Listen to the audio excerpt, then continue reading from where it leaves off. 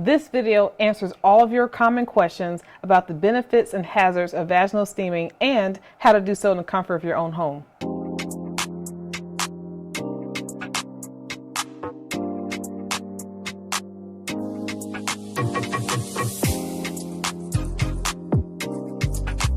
Welcome to the tribe.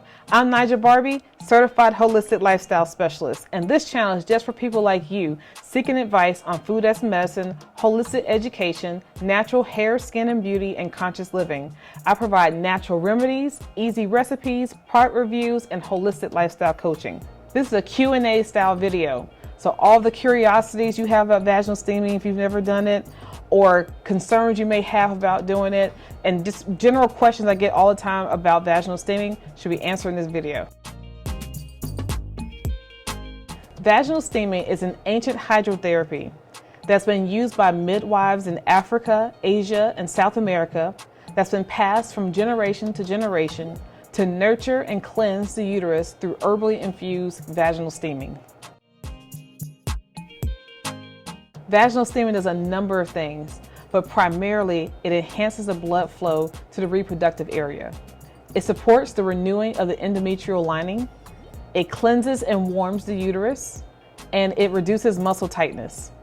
It is also known to help with menstruation issues, fertility issues, and help with balancing hormones. So for example, if you experience painful cramping during your period, at the onset of your period, if you have dark blood, that's what did not get released during your last cycle. If you have dark blood at the end of your period, that's from months or even years of accumulation on the uterine membrane.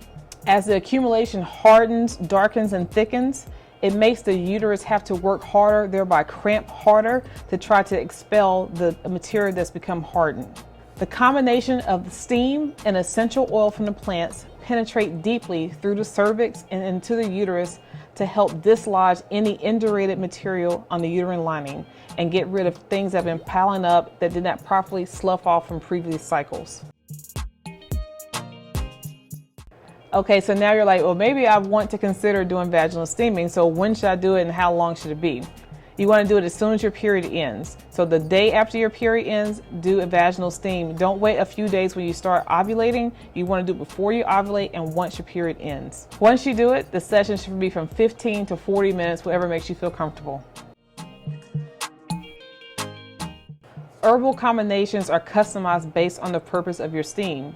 So if you're working on menstruation issues, fertility issues, or you want a general cleanse, the herbs you choose and the ratio of those herbs will differ depending on the purpose. If you're not sure where to start, you can consult your local herbalist to help you. But whatever you do, make sure your herbs are organic. I can't stress this enough. Most conventional produce and herbs are heavily sprayed with pesticides. You do not want chemicals off-gassing into your vagina. So make sure they're organic. So if that kind of scares you, you're not sure where to start, the way I started doing my vaginal steams, I used organic tea. That way I knew the company was organic, non-GMO, no pesticides, no herbicides. The tea can be used for drinking, can be used for my vaginal steams. They use no bleach filter bags, so they're totally compostable and biodegradable. And then when I finish doing my yoni steam, I can always return it to the earth or put it in some of my potted plants inside the house and keep life going on. The most common herbs used for vaginal steam are oregano, calendula, which is also marigold, rosemary, basil, and motherwort. Other commonly used herbs for vaginal steaming are all on the screen here. In ancient times, vaginal steaming was most often used right after childbirth. It was to help the uterus return to its pre-pregnancy state. So it is great for postpartum.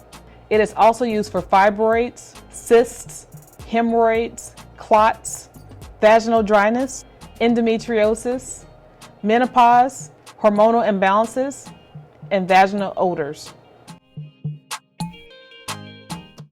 If you are pregnant, if you are currently on your period, do not do a vaginal steam.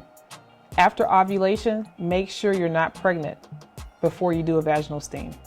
If you have an IUD, if you have vaginal piercings, they should be removed before you do a vaginal steam. If you have heavy bleeding when you menstruate. You want to address the cause of your heavy bleeding first before doing a vaginal steam. If you have any open wounds or known infections in the vaginal area, address those first before doing a vaginal steam. You might hear some people say that vaginal steam is a hoax or even potentially harmful. And it's just really crazy to me that doctors can prescribe drugs day in and day out that have known side effects that actually harm you, and natural remedies that have virtually no side effects, they harp against it. I would say give it a try for yourself, do your own research. Women for millennia have been using this, and it's been passed on and on and on from generation to generation. It's still used today because it actually works. You may also hear that vaginal steaming has no effect because the vagina cleans itself. And that's partially true. Yes, the vagina cleans itself. However, in the last 50 years in particular, we live in a very different time. We are inundated with chemicals. Our diets are filled with fast food and junk, and our bodies are taking a toll, particularly our reproductive areas. The increases of infertility are on the rise. So your body might need a little help. If you've developed fibroids, or you have PCOS, and you have ovarian cysts, or you have very heavy periods, you have clotting, you have so many things that could be affecting your reproductive area. All this does is help to loosen that up, to help your body continue to push it out and clean itself when you do have your period. That's why it's so recommended. So take the time and do additional research for yourself to make sure you're comfortable with it. I'm telling this to you, the Naija tribe, because I've been doing it and it really works for me. Okay, so now we're getting to the good stuff. What is it like for those of you out there who've never done it? What to expect? How does it feel? What happens afterwards? Does any gucky stuff come out? All those types of questions I'm going to address right now. The main takeaway I have for you is that it is very relaxing. This is self-care. It should feel good to you. It should not burn. It should not be too hot. It's just time for you to take care of yourself and have your intention and to release whatever could be blocked inside of you and let that come out. Vaginal steaming is essentially like a facial for your vagina, or for your uterus rather. You may sweat, and sweating is perfectly fine. It's perfectly normal. And that's a good healthy thing. That's getting toxins out of your body. And depending on the herbs you use, after about 5 minutes, you actually might taste it on your tongue. And if that happens, that's totally okay. That's totally normal. If this is not your maintenance cleanse, your maintenance yoni steam or vaginal steam, and you're doing this to address a specific issue, you will most likely experience changes in your menstruation cycle. It might be heavier. You might have discharge that might look like coffee grounds. Some people say mincemeat. Some people say chocolate syrup. And all that thing, you want that out of you. That means it's been in there for God knows how long, and it's been hardened, and you've probably been having painful cramps, and your body's been trying to expel it, and it hasn't been able to. But through the herbal infused steam, it helped to loosen up that material, and when you have your next period, it's coming out of you. So that is a good thing. So don't be scared by what you might find in your underwear when you have your period. Like the saying goes, better an empty apartment than a bad tenant. If you have no pathologies, doing a vaginal steaming 4 to 6 times a year is plenty for general maintenance and prevention. However, if you have a pathology, if you have PCOS, endometriosis, or any of the things aforementioned, you want to do this monthly. And the first time you might want to do it about 1 to 3 times in the first month before your period starts, and then once a month before your period starts, until you start to see positive changes in your particular pathology. And the best time to perform a vaginal steam is just before bed. The first thing I do is start to preheat my slow cooker. While that's preheating, I put a pot of water on boil. While I wait for the water to boil and the crock pot to heat up, I go and take a shower. I get out of the shower, I assemble the herbs for the purposes of what my cleanse will be for the day.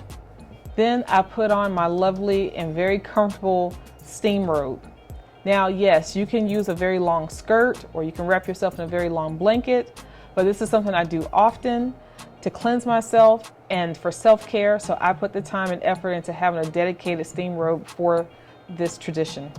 There are links to everything I'm mentioning in the description box below. Once the water reaches a boil, I pour the boiling water into the slow cooker, and then I add my herbs and allow it to steep for at least 5 to 10 minutes. If you're using fresh herbs, so for example, if you're using basil, you would use 1 cup of fresh basil, versus if you use dried basil, you use about 3 tablespoons. Now, to test the steam to make sure it's not too hot and it doesn't burn you down there, just like you would a baby bottle with the baby's milk, you want to use your forearm. You put your hand over the steam. If you don't feel any heat there, if it doesn't burn you, it won't burn your vagina. Now, typically I have time to just get my thoughts together and meditate before I actually sit on the steam. And you want to really just state your intention. Now, I know this could sound really hippie, and if you don't want to do this, that's fine. But because this is self-care and time for me to take care of myself, I like to center myself and focus on what I'm trying to achieve with this steam and what I'm trying to release. So I sit and I meditate and I just think about positive thoughts and what I'm expecting to get out of the steam. And pro tip, before you sit down to get a steam, even if you don't feel it, go pee. Because for some reason, at least with me, once I sit down to do the yoni steam, I feel like I might have to pee sometimes. So just go pee before you sit down to steam. The other tip is to make sure you put thick, cozy socks on your feet. And this is just to promote increased circulation. Okay, so now that I've peed, I have meditated, I have stated my intention, then I get my V-steam seat. And this V-steam seat I've had for a while. I actually used it when I would go camping a long time ago. It's just a seat that's very comfortable. Actually, it's about the same height as a regular commode that has a hole in it. There are some DIY options you can do to create your own vaginal steam seat. But if this is something you're going to incorporate into your life, I would suggest purchasing the seat. It's not that expensive and it's something you can have. It folds up very easily. You can always slide it underneath your bed or tuck it behind a dresser, and it's completely out of sight, doesn't take up any space. I put this seat over my slow cooker. I lift up my steam robe. I straddle the seat, and then I sit down and I start to enjoy the steam. Now, during the steam, I typically do 30 minutes and I set my alarm. When I sit down, sometimes I listen to music, sometimes I listen to an audiobook, but most times I read a book. But for you, I would recommend binge watching Naija Barbie videos. So now your steam is over. You should really feel just calm, at peace, happy, have a renewed focus for what you're declaring you want to come your way, and just feel really good. Once you finish, you want to go lie in bed. And if it's not bedtime, if you can only steal some time away during the middle of the day for yourself, at least do when you can lie down for at least an hour. Now, there are many ways you can do a vaginal steam at home. You can use your commode if you do not have a mini crock pot like I'm using. You can use a thing called a sitz bath, but they're typically made out of plastic, and I don't recommend that for the off-gassing that can happen there. The reason why I like to use a slow cooker is because it keeps the water hot. If you were to just boil water and sit it underneath your V-steam seat, it starts to cool off really quickly. And there's nothing wrong with that, but I prefer to do for 30 minutes and keep an even temperature. So I like to use the slow cooker. And I use a mini slow cooker because with my family size, we have a extra large crock pot that we use to cook our meals in. And this one is just dedicated for me.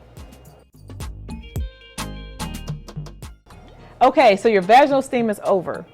You've got a crock pot full of essentially tea. What do you do with it? Please don't pour it down the sink, okay? Return it back to Mother Earth. What I personally do, I pour the remnants of the steam into my houseplants and they thrive. You can also pour it into your compost bin. If you pour it into your houseplants, make sure the water has cooled to room temperature. You don't want to burn your plants. Also, if you use the tea I'm recommending, the tea bags I recommend, they are non-bleached tea bags. And if you don't use a particular brand that I'm recommending, and links are below, by the way, if you're not using particular tea bags that I recommend, make sure your tea bags are not bleached. Because again, you don't want that emitting into your nether regions. I'd love to hear your thoughts on vaginal steaming. Have you done it before? Or if you have experience, what is your experience? Did I answer all of your questions? Let me know in the comment section below. And if you'd like to know more information about what herbs to use for what pathologies, let me know and I'll do another video on that.